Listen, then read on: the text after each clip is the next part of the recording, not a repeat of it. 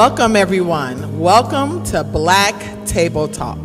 My name is Deana Dixon, and I am the leader, or one of the leaders, of the marriage ministry of Third Baptist Church of Chicago.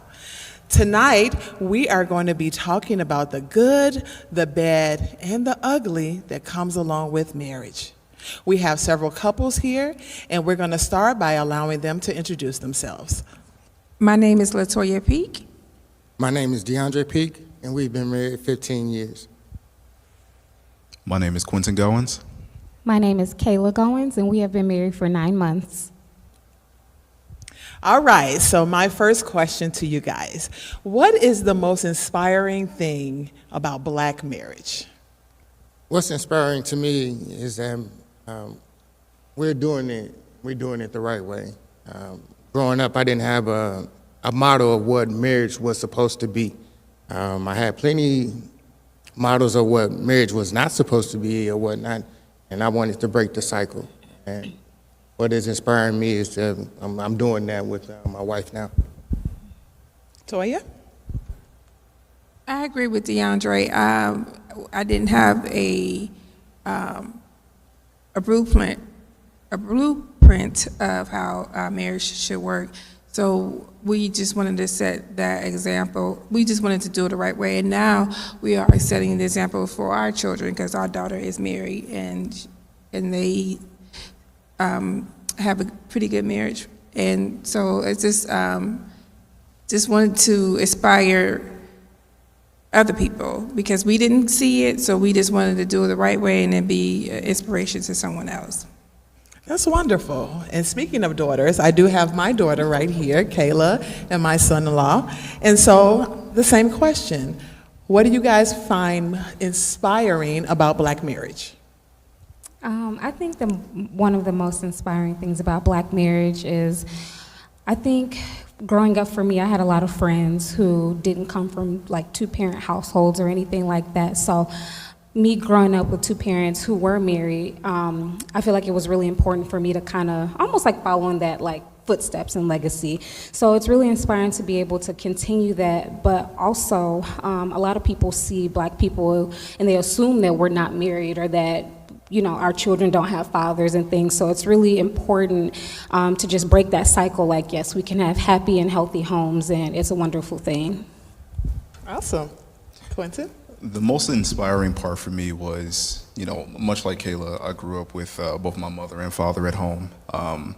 And I think the inspiring part was sort of dispelling the propaganda that, you know, Black families, nuclear families, things like that are an anomaly. We are doing it, and I've seen other people do it, and it's normal. It's normal as any other community. So that was the most inspiring part for me. So, just as some of what was shared already, I grew up in a two-parent household. I also, of course, looked at the Cosby Show as I was growing up. I want to make sure that people don't look at African Americans as if they can't have, like my daughter said, positive families, that they can't have households that are run successfully. And so I wanted to make sure that I inspired my children. I wanted to make sure that I did what I needed to do in order for that to happen. But then also, as I'm looking at my children, I'm looking at my daughter and my son right now, they have a beautiful marriage. They had a beautiful relationship when they were just courting. So they inspire me every single day when I'm calling and I'm talking to both of them, and they're doing such a wonderful job as a young married couple. They're doing it, and so I'm just so proud of them. It has to be a true partnership, and you have to really, really like and respect the person that you're married to, because it is a hard road. I mean, that's what I tell young couples. Don't expect it to be easy. Melding two lives and trying to raise others and doing it forever. I mean, yeah, that's a recipe made for disaster. So there are highs and lows, but if in the end you can look him in the eye and say, I like you. And, you know, I stopped believing at love in first sight. I think you go through that that wonderful love stage, but when it gets hard, you need a little bit more. So I'm gonna start with you guys. I know that you only have 9 months in, but what would you tell a newly engaged or a couple that's aspiring to be married? What would you tell them about marriage? I feel like one of the things that I would tell a new or a couple that's aspiring to be married is be the spouse you want to be. So what that really means is you kind of have to give the effort to receive the effort. So if you want a spouse that's dependable or trustworthy or, you know, does all of these things for you, you also have to kind of do those same things. So I don't think that it's great to go into relationships expecting so much, but expect to also give as well. Good answer. I would tell an aspiring couple that they should both. I'll preface by saying this. I had a lot of work to do on myself. So I needed therapy specifically. I had a lot of stuff that I brought into my relationship, traumas and things like that had nothing to do with Kayla, but I was taking all of my old, garbage from the past, and I was bringing it into a relationship, and I was, sort of traumatizing her and us at the same time. So I would say take the time to, not always try to think of everything as, sort of an us problem, but sometimes there are things that you just need to deal with yourself, and sometimes that you should use the person that you're with, your partner. Sometimes I would have Kayla help me with something I've been dealing with for years and years and years, and she was instrumental in helping me sort of, go through all that stuff. So I would say deal with all your past. That's helpful. What I would tell a couple is make sure there is a friendship there with your soon-to-be partner or husband. Between both people, a good foundation of friendship. Because if you have a good friend, in spite of, because even your girlfriends can get on your nerves sometimes, but Absolutely. you have a good friend and that friendship is locked in, that's a bond that no one can break. So no matter what goes on and what happens, that's your ride or die. That's your friend. So I think that kept us afloat for so many years because we had such a good friendship. The advice I would give to a young couple would be to learn how to communicate effectively. You guys, I know I've heard it, that you got to know how to communicate. Talking to each other is one part of communication. You need to learn how to listen. The listening part is the most important part of the communication, and then make sure you are understanding what your partner is saying. Because you may say one thing, but interpret it the way it was intended for it to come across. 15 years in, we still go through that issue of, we need to effectively communicate. One tool that I picked up is Toya would say something, I was like, well, what I heard you say was A, B, C, and D. And so just learn how to effectively communicate. You guys communicate well, and then you guys can work through any issue you guys come across. So one of the things that I would tell an aspiring couple, and I'm gonna just share this piece of information with you guys, is about expectations. So a lot of times we have unmet expectations because we're not communicating, or we have unmet expectations because we make an assumption that our spouse is going to do X, Y, or Z. So if you have an expectation that your spouse is supposed to cook dinner every time you come home, that should be communicated. You don't hold it to yourself and think that they know that, okay, you expect dinner. There's also, sometimes in the back of our mind, especially with women, we may say, well, my daddy used to do this for me all the time. My daddy used to make sure my car was full. My daddy used to make sure my tires were rotated. My daddy. However, your husband is not your daddy. And so, I think that in situations like that, if you communicate those things, then you're not angry, and then your spouse don't know why you're angry, because these are not things that have been communicated. So I think, just like DeAndre said, having effective communication and talking about the things that you want and you don't want are so important.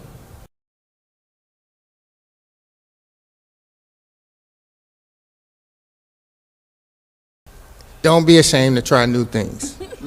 All right, you don't want the fire to become monotonous and same old, same old, same old. All right, so there's cards with this position, that position, or massage oils. This is a family show. I told you I was gonna give it to you real and raw. But especially for us men, the intimacy is important to us. So you don't want it to become stale. So try to keep it fresh, keep it new. And like for the women, it's not always the physical. So you want to keep her mind in love or on fire, so to speak, to use a better word. So what we have, my job allows me to have a date night on a Tuesday or a Thursday. So That's great.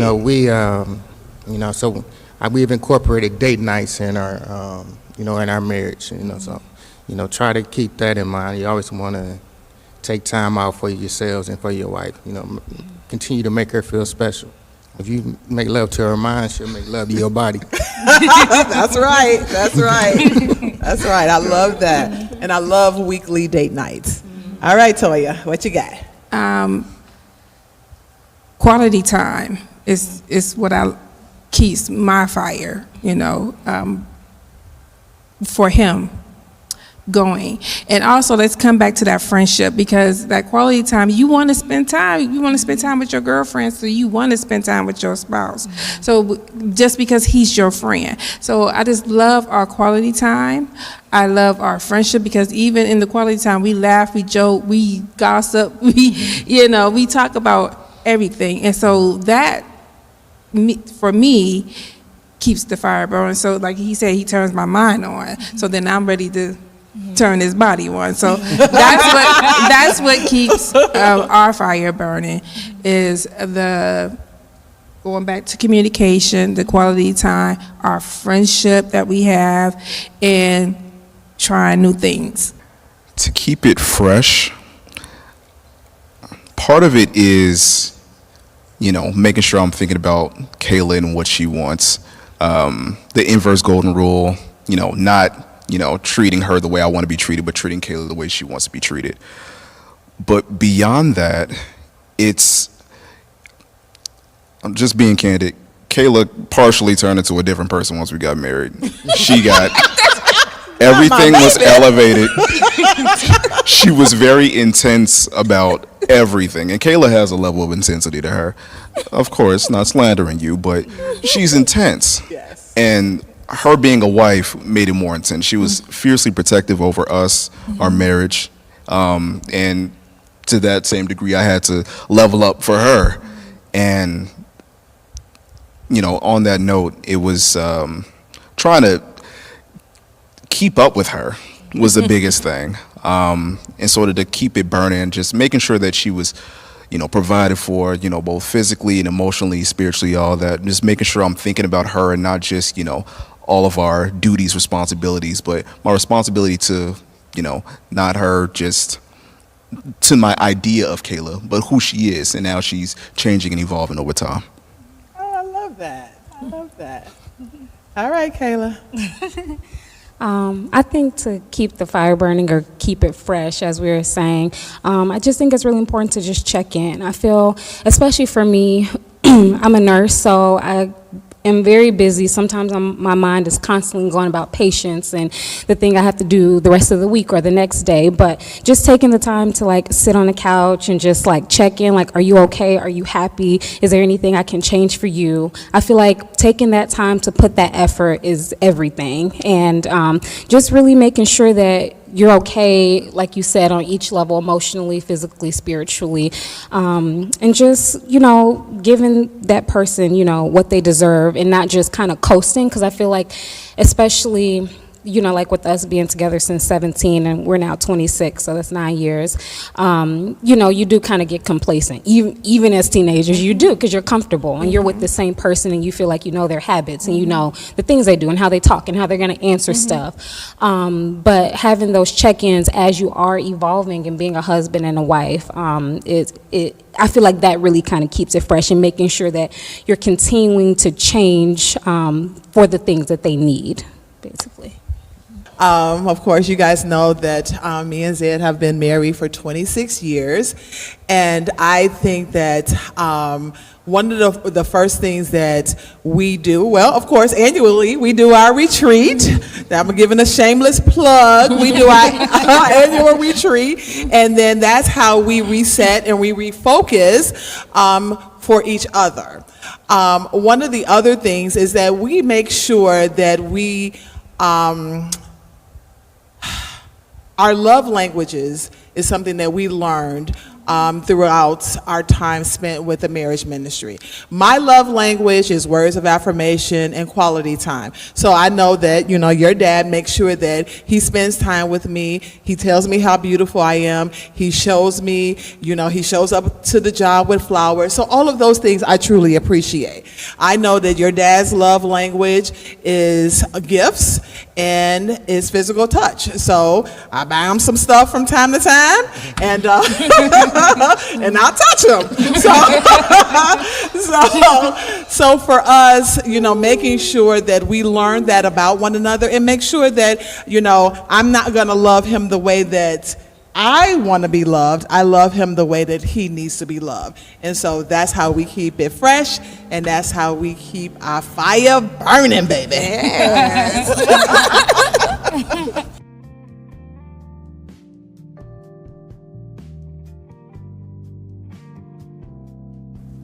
All right, so now we have another couple with us, and I would like you guys to introduce yourselves. I am Jennifer. I am Jimmy. We've been married 24 years and 4 months. So, considering, you know, that black love is the same but different, and, you know, black love is, you know, black love exists everywhere, things like that. I wonder how black love has changed. If the perception, do you think, is different, you know, from when you started your marriage versus now? Do you think black love, as far as the perception in, you know, media or the way you see it, is it different now versus from the beginning of your marriage? Society and our custom, my family custom, have totally changed. The media plays a lot of role, because the media, the world tells you, you don't need to get married. Just live together. You know, 10, 20 years down the road, you're still shacking, you're still living together. That's love. We don't need a piece of paper to say that I love you, that we are in a union. But love is a God-given love. You get married because this is your best friend. We're partners in this. We're each other's helpmates. We walk together. I don't walk behind him. He doesn't walk in front of me. We walk together in this. And we have a bond that's a friendship. We are lovers. We court. So it's, don't let the media fool you in thinking, oh, this new generation, we don't have to get married. That's for the old people. No, it's for today's time as well, because that's a bond.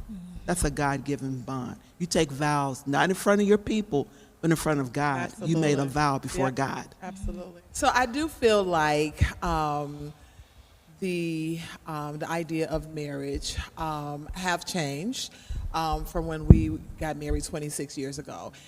It was not as common to see like black love displayed like everywhere. So we see it when we turn on the TV. We see it, you know, when you're on your phone, when you're on social media. You see it everywhere. It's being shared. It is our norm.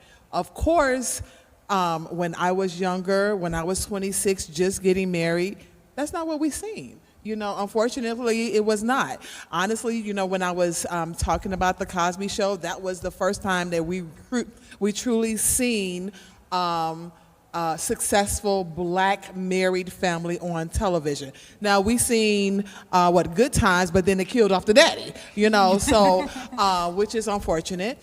But yeah, it has definitely changed. Like I told you guys before, that was what my expectation coming up. That's what I seen in my house. That's what I wanted to see when I became an adult. That's what I want my children to see. And so this is a legacy, and these are things that we put into place because this is what we want our future generation to continue to do. If you shacking up, if that's your thing, then okay, that's your thing. But what I wanted was a covenant that was blessed by God. And so that's what we did, and and it's been working for us, and it's working for you guys, and it's working for you all. All right, so we ready for another question? All right, here we go. What would you tell a newly engaged couple or an aspiring to be married couple about marriage? Well, when we first started talking about getting married, we were very clear of our expectations before we said I do and started living together and went into the household. And it's very funny because he said to me, well, what bills would you like to pay? And I'm like, none. But in marriage, it's a compromise. Right. It's a compromise that you have to do. I didn't cook, never had a desire to cook, so I buy the food, he cooks the food. All right. It's a compromise. So what I would tell a young married or aspiring couple, to get married, sit down and talk. Yes. Talk about what you want to bring into the marriage. Talk about what you won't tolerate. Talk about things about a future together. How are we going to build this love? How are we going to build this household? How are we going to raise our children? We came in as a blended family. I came in with a 6-year-old son. His sons were already grown with families of their own. So now I have a partner to share raising my son, but he was my son. Right. So that was kind of hard, letting him raise him in behavior. And he said, do you see the way he's talking to you? You need to check him. So that was good.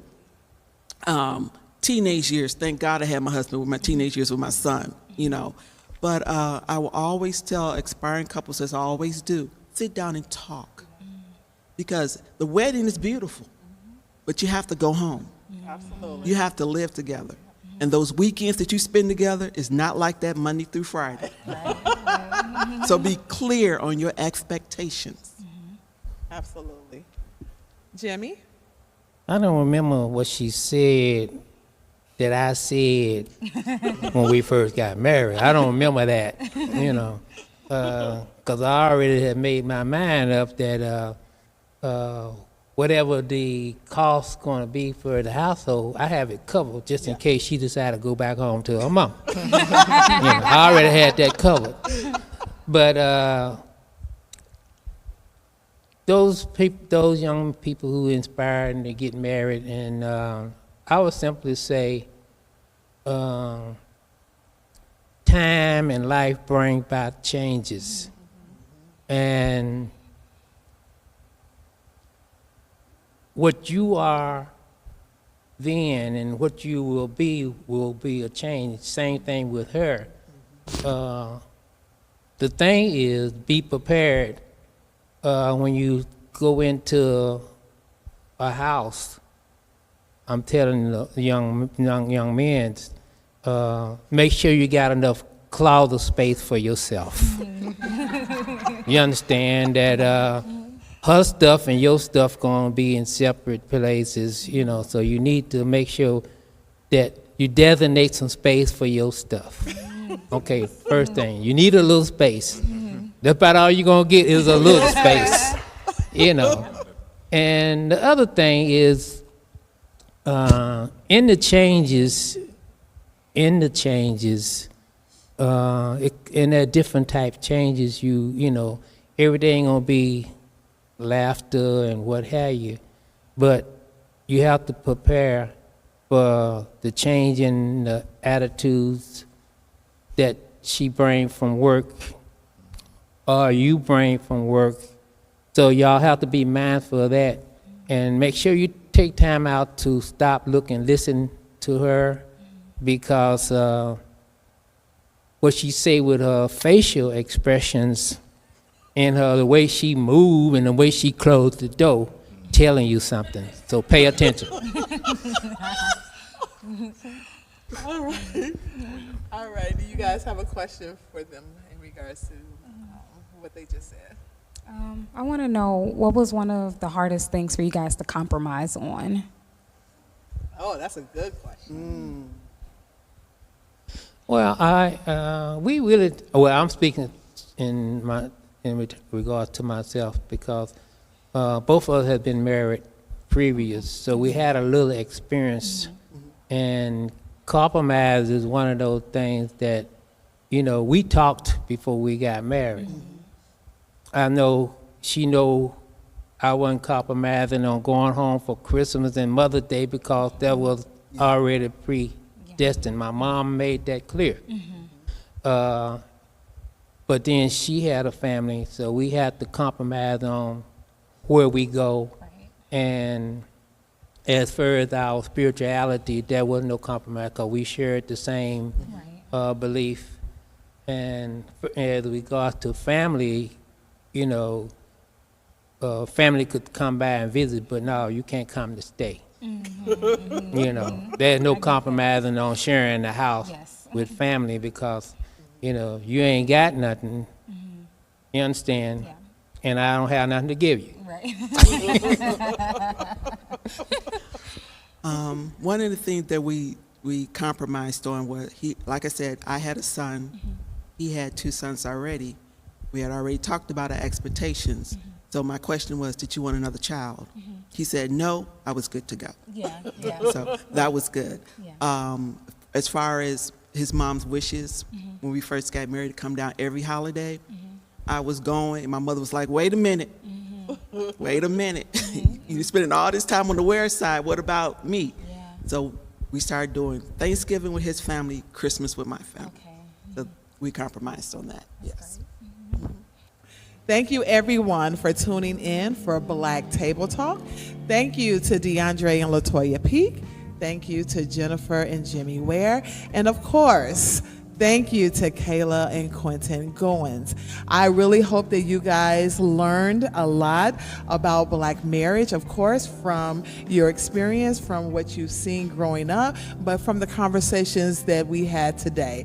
It is important to understand that no marriage is the same. You're gonna learn, you're gonna grow, you're gonna have disagreements, and you have to have patience. Like we talked about, you're not gonna always like each other, but with God, you should always love one another. So once again, everyone, thank you for tuning in. Happy 60th anniversary to Third Baptist Church of Chicago, and I hope everyone have a good night.